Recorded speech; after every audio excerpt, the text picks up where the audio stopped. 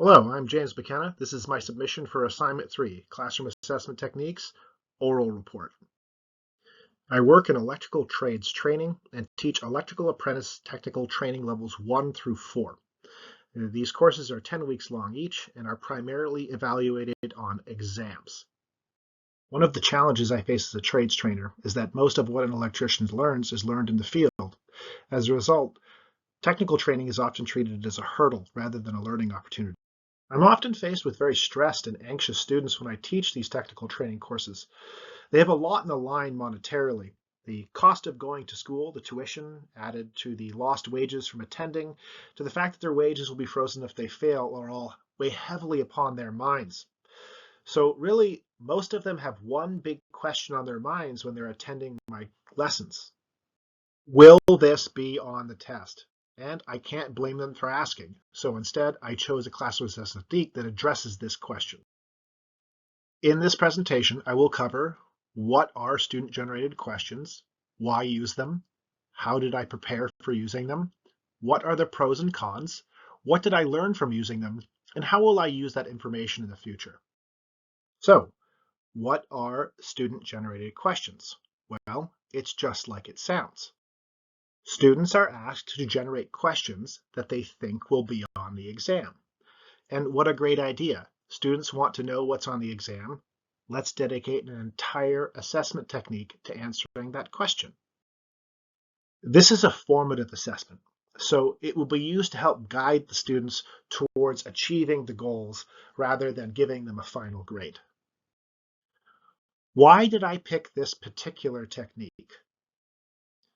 Using our class text, Classroom Assessment Techniques, a handbook for college teachers, I learned about two related teaching goals that made this technique the most appealing to me. The first of those related teaching goals, and the most important to me, is it helps students to develop appropriate study skills, strategies, and habits. I don't know how many times I've had an electrical apprentice tell me, I joined the trades because school isn't for me. They say this sitting in a seat in a classroom while they're going to a post-secondary institution. Like it or not, they're in school. They often have deficiencies in these areas, which is why they thought school was not for them. This is the time. Now I can help them to develop those skills, and this is going to help them throughout all their levels of technical training. The other related teaching goal is it allows them to learn to evaluate methods and materials in the subject. More specifically, I want them to start trying to answer the question, is this on the test, themselves, and feel confident in their answer. How do I use this technique? As I stated before, I ask students to generate questions on the course content and the covered lessons that they believe will be on the exam.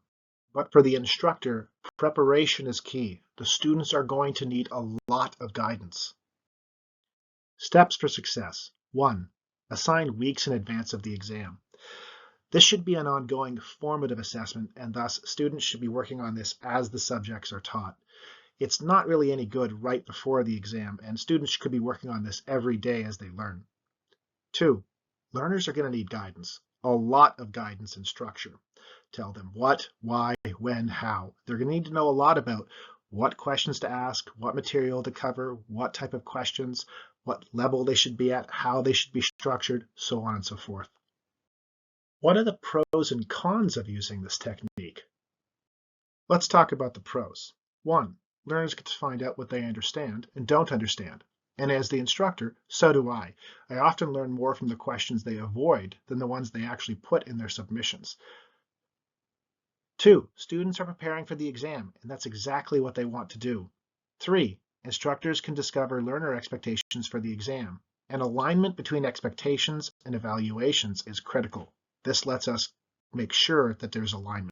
Offerdale and Monteplaisir write on this.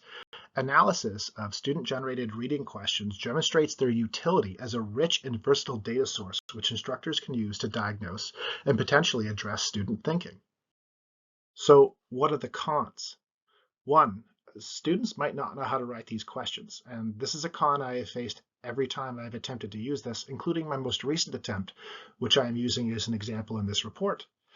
2, students may try to influence what is on the exam. I have had some very clever students that are trying to discern or influence what is on the exam through use of this technique. 3, students may be upset if their questions are not used. My advice to mitigate this, find a way to use the questions somehow. What feedback opportunities are there? I have 2 strategies here. One is to analyze student submissions and give tailored feedback. This helps with students that are struggling the most. Sometimes it results in an individualized learning plan. The other is to synergize with other techniques. I can use student-generated questions in a fun Jeopardy game everyone will enjoy. My biggest takeaways. Have very clear guidelines and instructions. Students are going to need them. Some advice from Dong Hil Song on this subject. In order to encourage students to create high-level questions, the student-generated questioning procedure needs to include additional supports which consistently guides and scaffolds for the students to construct knowledge representations which are appropriate, accurate, and well elaborated.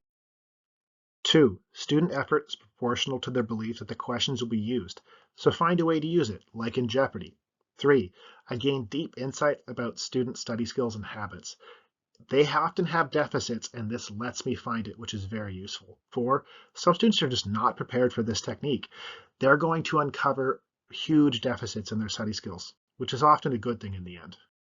What I have learned is that my approach needs better guidelines, always more guidelines, provide better examples of good questions, and then also I think in the future I'm going to provide a chance for students to make revisions to their student-generated questions as they go.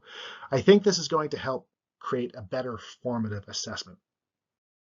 In summary, student-generated questions are a very powerful tool if used properly, but they're also a very time-intensive classroom assessment technique, and the instructor is going to have to be ready to dedicate that time and effort.